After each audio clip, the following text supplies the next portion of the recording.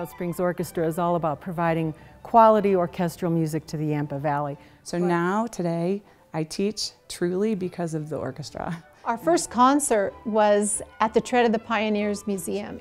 So Beethoven was the first one that broke out of this patronage system. He was the first composer. So a 12-year-old cellist might get the privilege of sitting next to John St. Ambrosia, who's the retired principal cellist of the St. Louis Symphony. And so we hired him and began this transition into a professional orchestra. I made a commitment to myself that I would see this through for the first 5 years. So and if after those the symphony's development here has really changed the entire picture of what string education is here. There isn't another town of approximately 10,000 to 12,000 people that has its own professional orchestra. I feel in my heart that it will continue to grow as long as it's loved and nurtured by this community.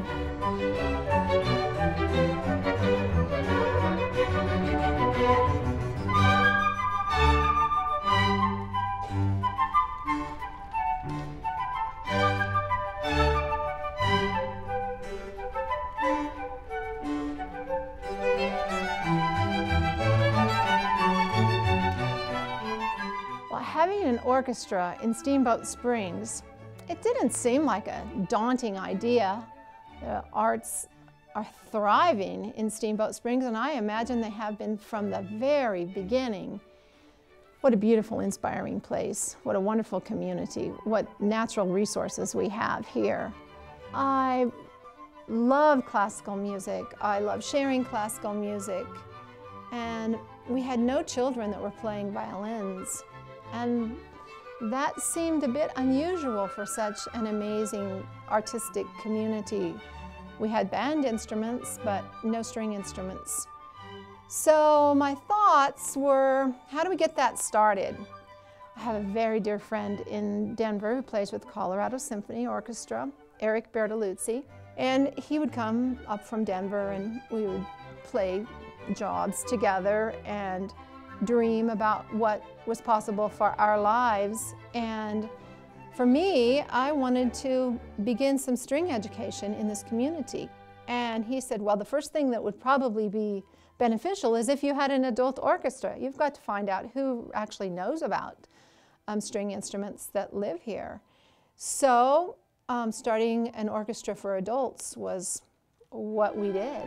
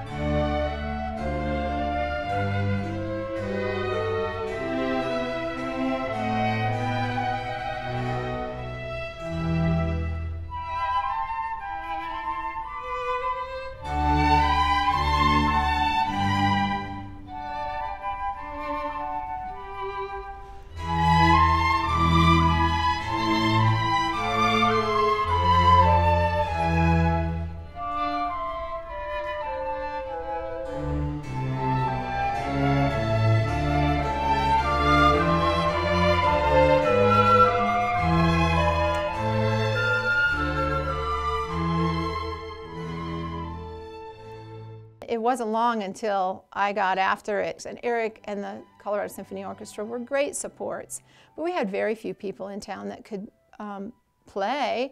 Many of them had played in their past, and so they just dusted off their instruments and got started. And Eric Bertoluzzi introduced me to other players from the Colorado Symphony and brought them up to Steamboat Springs, and together we started adults replaying their instruments. And people started coming out of the woodworks, and we had so much fun creating small concerts and then larger concerts, and then having to move out of those spaces because our audiences got bigger and the orchestra got bigger. And we enjoyed having Matt Switzer as our conductor for a number of years. He was here with us for 6 years. He brought along 3 of his good friends who began great string education for Steamboat Springs. And so we had kids learning to play, and we had the adults brushing up their skills. And it was soon really obvious that it was time to pass the baton along. And we got our second conductor, Mr. Burkhart, and he was a wonderful maestro, followed by Richard Nietzen, again a young conductor. And each of these gentlemen brought us to another level of our playing, and the board of directors to another level of what it was to have an orchestra in our town. And then ultimately we got Maestro Ernest Richardson, and he has been an amazing contribution to not only the orchestra, but the entire musical community of Steamboat Springs. What a kind, generous, energetic educator he is, as well as a tremendous conductor. Rodrigo wrote this piece in about 1933, and he's a Spanish composer, and he does not play the guitar. Actually, he did not play the guitar, and so it's quite remarkable that he was able to write a piece that is so part of the guitar repertoire. It's one of the great concertos for guitar. Now, writing a guitar concerto is a difficult thing because it's hard to hear the guitar over the orchestra. So Rodrigo had to be very careful in his use of the instrumentation to make sure he didn't cover the guitar.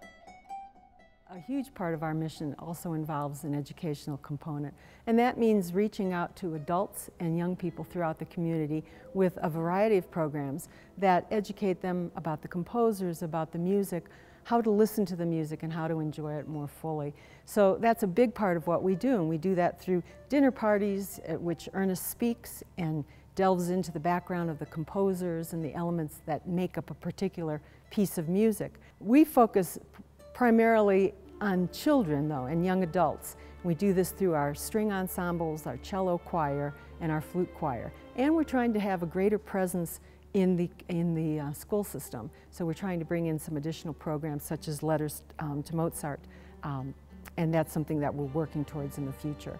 So right now we probably have 15 or 20 people involved in the string ensemble. I think ideally Steamboat Springs would be blessed if we could have a youth orchestra, and that I think is another goal of SSO, working towards that. And that's starting to emerge through the high school, but it takes a lot of years of performing on an instrument before young people are really able to perform in a group setting. So we're trying to work through all these different avenues, educating the adults and audience members, educating the young adults 14 on up, as well as our adult orchestra members.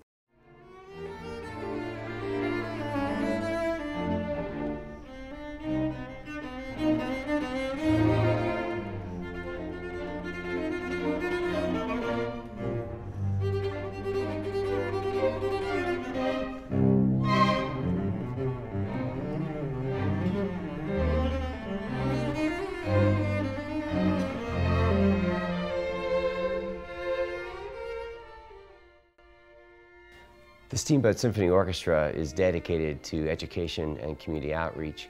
We have a number of programs that enable us to bring people to our performances, including young people who are studying with our musicians or who are engaging with us in any way. We also have opportunities to bring elderly people to the programs as well. And these are underwritten by the Steamboat Symphony Orchestra through the generous donations that we receive. One of the things that I like to think about is the notion of music being a language, and that our job is to promulgate that language in this community. In fact, that music would become the second language of the Steamboat area. And we're dedicated to the opportunity to bring people a greater awareness of the power of that language. Music really talks about what it means to be human, fully human. We seem to be hardwired for beauty. It's why we have flowers in cottage gardens instead of vegetables.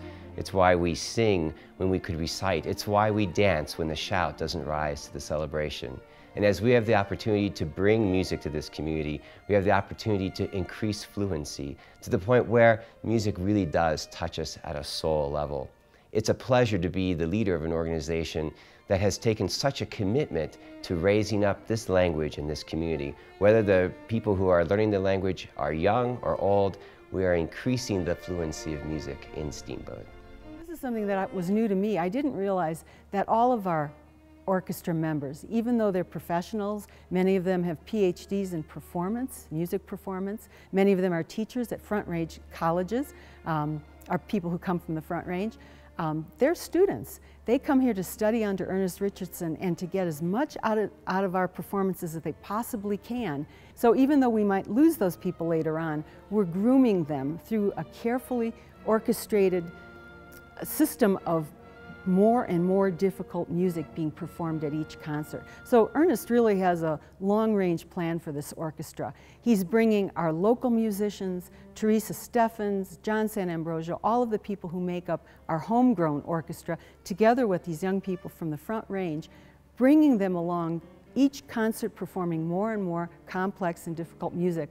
So it's a progression, and hopefully over the 20 years that the orchestra has been in existence, our audience can see and hear that progression.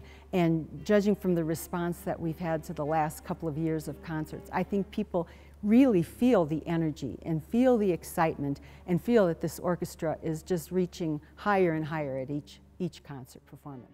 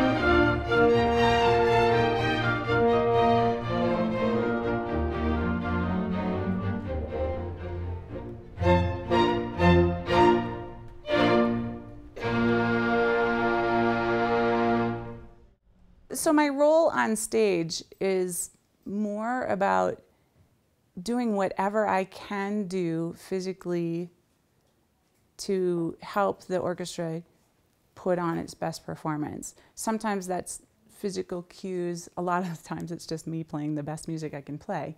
But leading the section and the string section in particular in how we're articulating the sounds that we're creating and what our dynamic and expressive gestures are, I lead those through my physical presence on the stage. Ernest leads all of us with his physical presence and his gestures, and I do whatever I can to help on a more minute level what the strings are producing.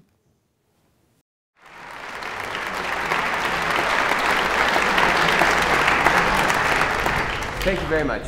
It could be said that Beethoven opened the door to the Romantic era. When you look at this first symphony all the way to his last symphony, by the time we're at Symphony number 9, we're full out into the Romantic era, and certainly by number 5, we're getting close. Well, if Beethoven opened the door to the Romantic era, the first and second symphony opened the door to mature Beethoven. If you take the music of the first and second symphony, you will see really the kernel of everything that he would write after that.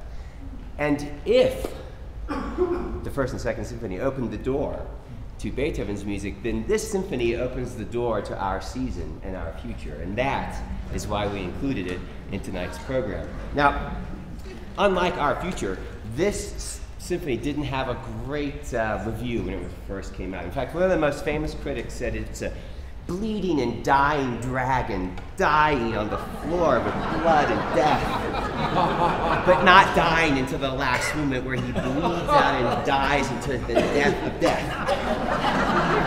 Now that's not the kind of review you want to get. So I'm going to tell you a little bit why it got to that point, and then we're going to play this beautiful music. The first movement starts off with a very serious introduction that takes quite a while.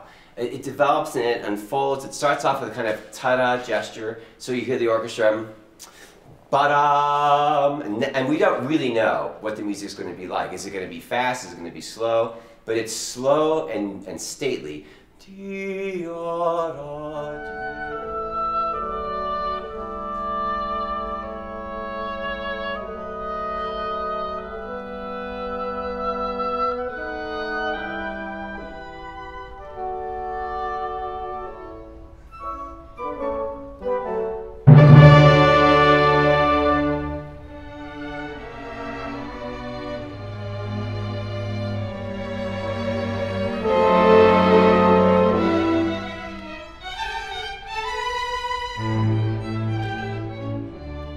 The Steamboat Symphony Orchestra is celebrating 20 years of existence in this community. 20 years of bringing music to this community. It's a remarkable time. I have the unique opportunity to then take the orchestra to the next level. And the level of the playing of the orchestra has increased dramatically. And as a result, the ability of the orchestra to impact the community in a greater way is increasing as well. What I see in the future for this organization is a stronger and stronger presence in the community. Already, we are working with students in the community.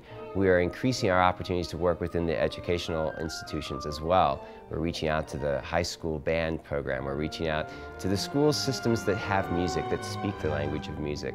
I see that as one of the fundamental parts of this organization. And I see bringing a greater and greater variety of music to the community as another one of our goals. One day I hope to see full houses in halls that seat maybe 1,000 people and have a significant percentage of the community actually participating in music on an amateur level or on a professional level. And we hope to be part of the catalyst to make that happen.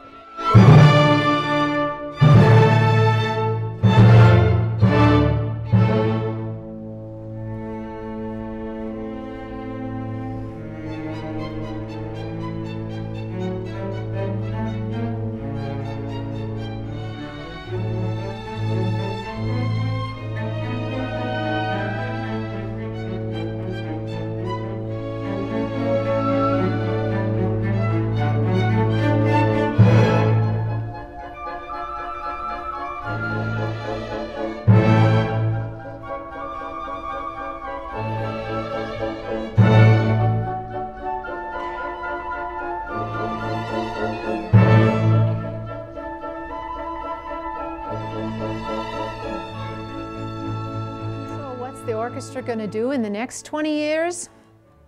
Well, I certainly don't know. But I know it's going to be an amazing ride, and I hope I'm around to watch it and to celebrate the next 20 years here with the orchestra. But whatever it is, I wish it well, and I feel in my heart that it will continue to grow as long as it's loved and nurtured by this community. Thank you, Steamboat. It's an amazing place.